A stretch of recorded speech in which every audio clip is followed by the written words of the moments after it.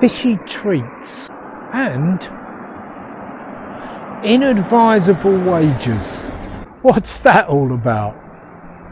Well, we're going to find out down here. There's an old photograph taken of this side of the road, which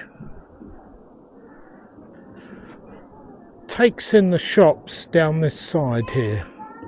One of which is now a restaurant. It actually had a sweet shop,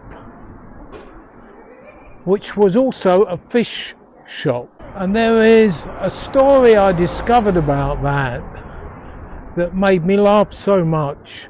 I thought I've got to do a video on it. I'll tell you precisely where it is here. Now obviously you've got these buildings here, but the photograph is the one in the middle here, which is now a restaurant. But you used to have Saunders in the 60s, carpentry, and there was a grocer's shop here run by the family connected to Trevor Disley. But more on that in another video. But this, with the chiming of the clock, is voiceover Dave's version, and there might be some AI footage in there, so I do apologise in advance.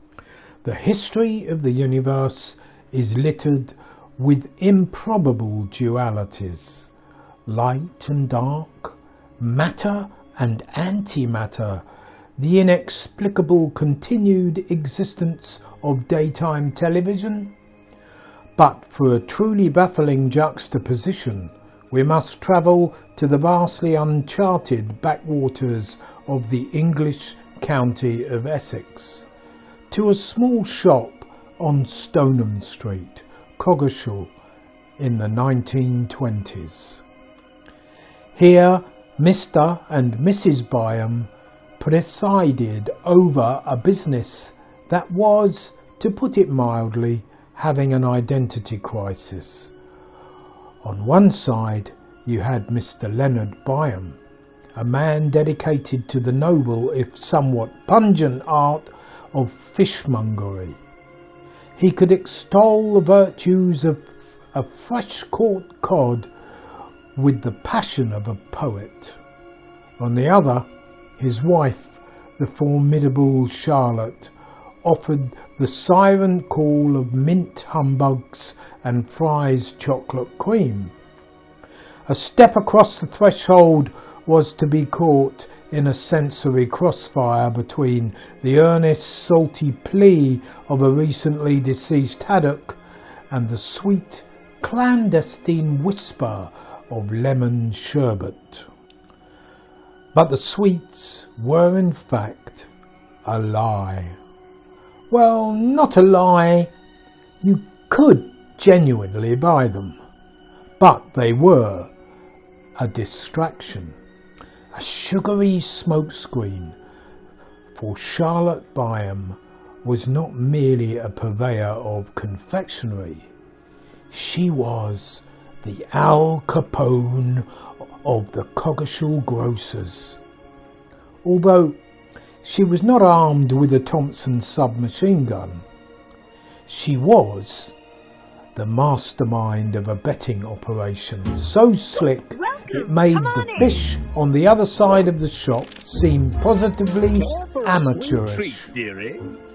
Off-course betting was, at the time, terribly illegal, a fact which bothered Charlotte about as much as a whale is bothered by a parking ticket. Inevitably, in a time when the forces of order, or at least a local interpretation of them, genuinely took notice, someone snitched, or, as some like to say, they grasped. Two plain-clothes policemen, disguised in a garment known as dungarees, a sartorial choice so cunningly inconspicuous it screamed, "We're just admiring the "I am a gobstoppers." policeman in disguise." Hang on. Undercover policeman in dungarees? I wonder, did they scout out the sweet shop still in disguise before the raid? Maybe it went down something like this. You will never find a more pungent hive of scum and villainy. Carry on, Dave. Tell us a bit more. Suddenly, they entered the shop. After a brief, unconvincing inspection Stop of the right there, sherbet you dips, rascals! they revealed themselves. The operation was blown. A local butcher's boy caught in the net protested his arrest on the entirely logical grounds that he had his dog with him, only to be met with the implacable logic of provincial law enforcement. But I have my dog with me. Never mind, bring the dog too. A 6-year-old runner for her mother's betting syndicate was thankfully warned by an observer before entering the shop, and she went back home, proving that even in the universe of infinite chaos, some beings possess a degree of common sense entirely absent in the adults around them. The universe, however, enjoys an encore. Another raid took place in 1937.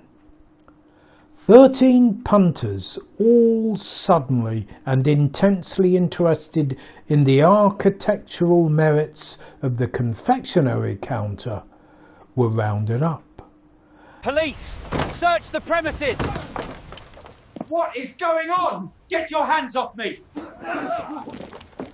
As they sat glumly in the police van, contemplating their fate, a piece of information of far greater cosmic importance reached them. Punch, the horse they had all backed, had won the Caesarwitch. The mood in the van shifted from one of criminal despair to one of pure, unadulterated, triumphant greed. The fines were paid.